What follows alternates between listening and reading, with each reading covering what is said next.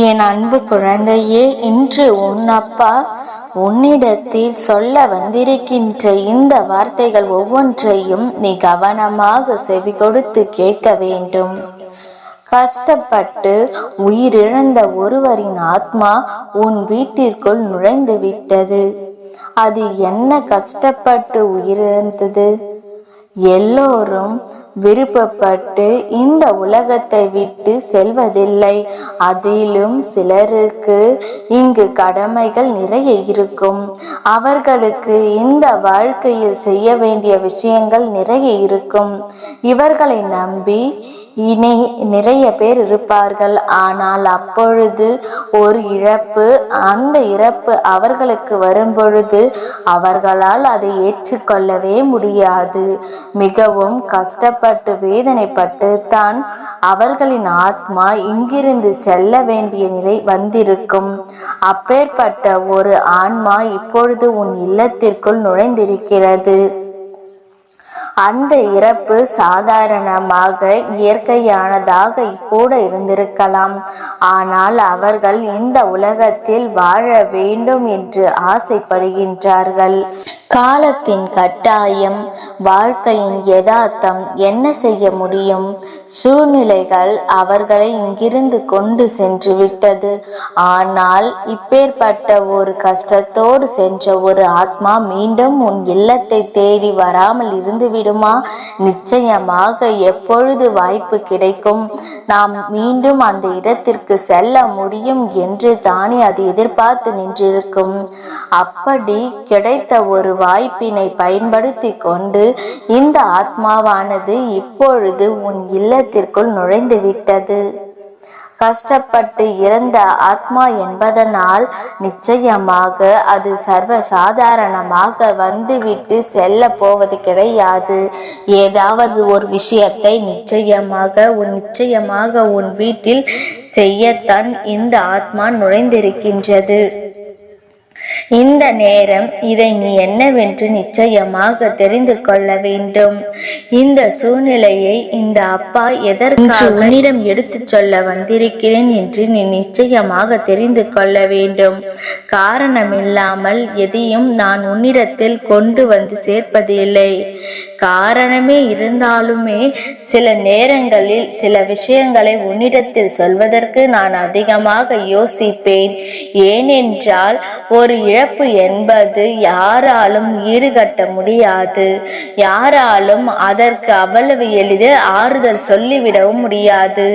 ஏனென்றால் இழந்தவர்களுக்கு தான் அந்த வலியும் வேதனையும் என்னவென்று தெரியும். அதை வேடிக்கை பார்ப்பவர்களுக்கு ஒன்றும் புரிவதில்லை அல்லவா? வெளியிலிருந்து பார்ப்பவர்கள் ஒரு ஆறுதலை மட்டும்தான் அவர்களுக்கு சொல்ல முடியும். ஆனால் அவர்களின் துன்பத்தை இவர்கள் வாங்கிக் கொள்ள முடியாது. இது போன்ற நேரங்கள் இந்த வாழ்க்கையில் உனக்கு வந்து விட்டது. மற்றவர்களுக்கு நடக்கும் பொழுது நாம் அதை பெரிதாக கண்டு கொள்ளவில்லை. ஆனால் நம் வீட்டிலும் இது போன்ற ஒரு விஷயம் நடக்கும் பொழுது அதை நம்மால் தாங்கிக் கொள்ள முடியாத அளவிற்கு மன கஷ்டங்களும் வேதனைகளும் நம்மை தொடர்ந்து வந்து விட்டது. இந்த நிலையை எல்லாம் தாண்டி இந்த வாழ்க்கையில் உனக்கென இருக்கின்ற பல உண்மைகளை நாம் நிச்சயமாக தெரிந்து கொள்ள வேண்டும். யாராயினும் இந்த உலகத்தை விட்டு செல்ல வேண்டும் என்று நினைப்பது கிடையாது. எவ்வளவோ கஷ்டப்பட்ட வாழ்க்கையாக இருந்தாலும் அதை வாழ்ந்துவிடத்தான் எல்லோரும் நினைக்கின்றார்கள் அல்லவா? ஆனால் இவர்கள் பேசும் பொழுது நான் இந்த கஷ்டத்தை எல்லாம் அனுபவிப்பதற்கு ஒரே வழியாக போய் சேர்ந்து விடலாம் என்று பல முறை சொன்ன வார்த்தைகளுக்கான பலன்தான் அவர்களுக்கு கிடைத்து விட்டது. ஆனால் சொன்ன வார்த்தைகள் எதுவாக இருந்தாலும் உண்மையாக அவர்கள் இந்த உலகத்தை விட்டு செல்ல நினைக்கவில்லை. ஏதோ வாய் வார்த்தைக்காக இது போன்று இவர்கள் சொல்லிக் கொண்டிருந்தார்களே தவிர இந்த உலகத்தை விட்டு செல்ல வேண்டும் என்று இவர்கள் நினைக்கவில்லை. ஆனால் விதிவசம் அது நடந்ததனால்தான் அவர்களால் இதை ஏற்றுக்கொள்ள முடியவில்லை. ஏற்கனவே குடும்பத்தில் இருக்கின்ற பல பொறுப்புகள் மீதம் இருந்த நிலையில், பல விஷயங்கள் இவர்கள் தலையில் இருந்த நிலையிலும் இவர்களுக்கு இது போன்ற ஒரு விஷயம் நடந்ததை யாராலுமே ஏற்றுக்கொள்ள முடியாமல் தான் உன்னுடைய குடும்பமானது அங்கே தவித்து கொண்டிருந்தது. என்ன செய்வது ஏது செய்வது என்று தெரியாமல் விழி பிதுங்கிக் கொண்டிருந்த நேரம் இந்த ஆத்மா உன் இல்லத்திற்குள் நுழைந்திருக்கின்றது. அதாவது உயிரோடு இருக்கும் வரை சொந்த பந்தம் உறவுகள் என்று எல்லாவற்றையும் நாம் சொல்லி கொண்டாடலாம். ஆனால் ஒரு ஆத்மாவாக மாறிவிட்ட பிறகு இங்கே சொந்த பந்தம் என்று சொல்வதற்கெல்லாம் எதுவும் இல்லை. அவர்களுக்கென்ற தனி உலகம் இருக்கின்றது. அதிலும் நாம் இந்த உலகத்தை விட்டு செல்ல கூட மனமில்லாமல் சென்றிருக்கின்ற அந்த ஆத்மா எந்த நோக்கத்தில் வந்திருக்கும் என்பதனை நம்மால் அவ்வளவு எளிதில் கணித்துவிட முடியாது. நல்லதை செய்வதற்காக வந்திருக்கிறார், தீய விஷயத்தை செய்வதற்கு வந்திருக்கிறார்களா என்று கணித்துவிட முடியாது. ஆனால் இன்று இந்த விஷயத்தை நாம் நிச்சயமாக தெரிந்து கொள்ள வேண்டும்.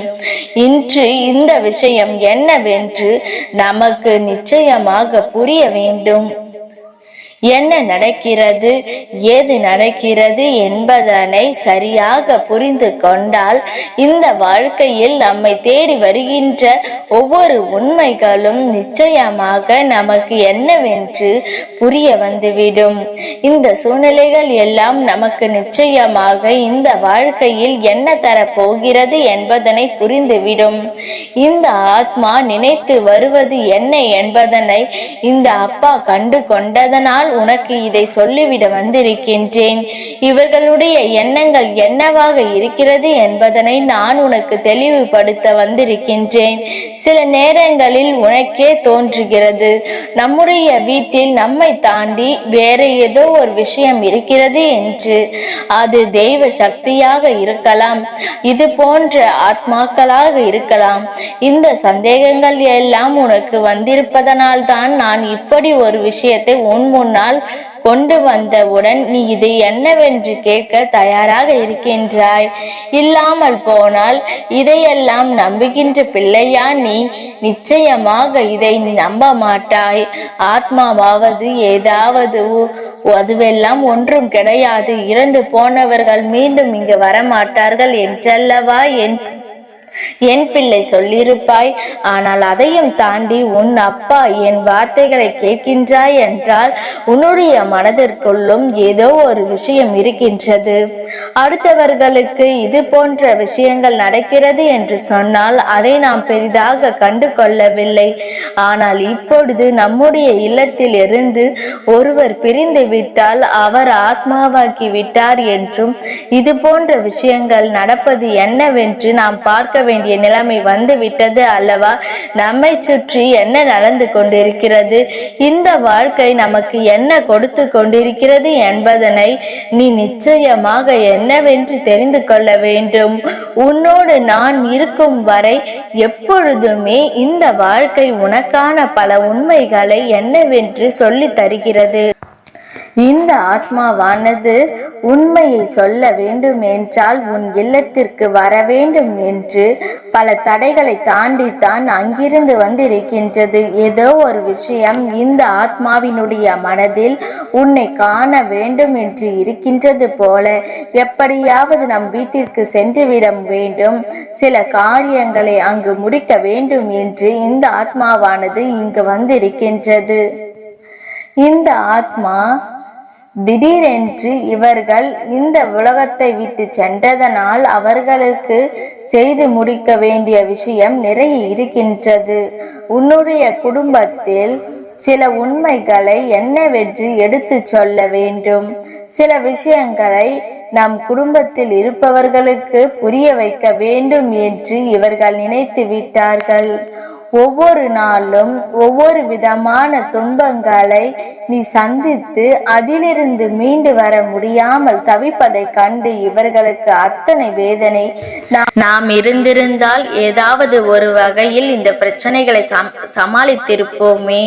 இன்று சமாளிக்க முடியாமல் நம் குடும்பம் திணறுகிறதே என்று சொல்லி அந்த ஆத்மா மன வருத்தம் கொள்கிறது. இவர்களுடைய இந்த மனவேதனை இந்த வாழ்க்கையில் உனக்கு நிச்சயமாக மிகுதியான கஷ்டத்தை கொடுத்து விட்டது அல்லவா?